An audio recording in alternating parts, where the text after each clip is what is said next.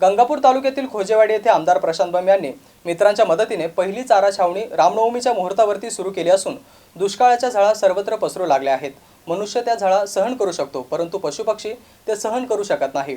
गंगापूर खुलताबाद मतदारसंघातील शेतकऱ्यांनी चारा पाण्या वाचून आपले पशुधन विक्री करू नये असे आवाहन आमदार प्रशांत बंब यांनी केले आहे।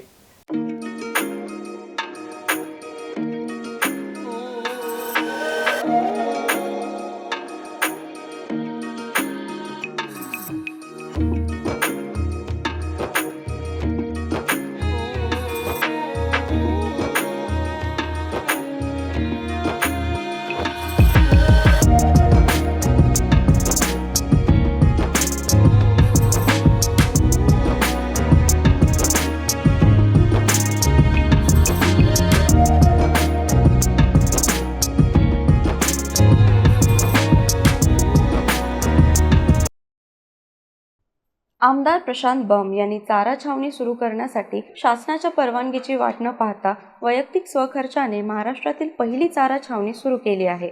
लासूर स्टेशन येथील कर्णावट यांच्या मालकीची खोजेवाडी येथे पत्रा कंपनी असून त्याच परिसरात 3 मोठमोठी पत्र्याची शेड उभे केली आहेत। त्यापैकी पहिल्या शेडमध्ये सध्या 650 ते 700 पशुधनाची व्यवस्था करण्यात आली असून त्यांना चारा आणि पाणी आदीची व्यवस्था करण्यात आली आहे।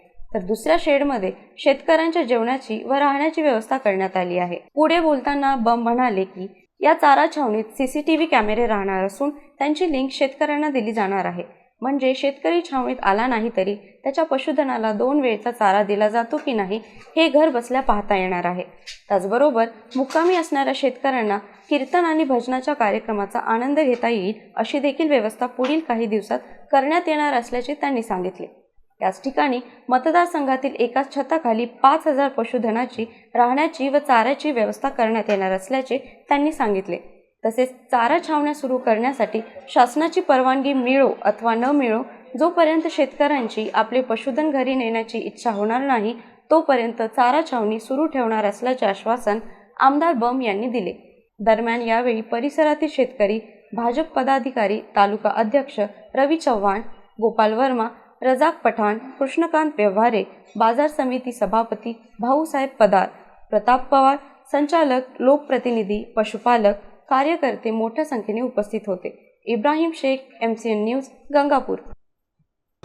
आज गंगापूर तालुक्यामध्ये खोजेवाडी येथे गंगापूर रत्नापूर तालुक्याची आणि राज्यातली पहिली छावणी आपण सुरू केलेली आहे।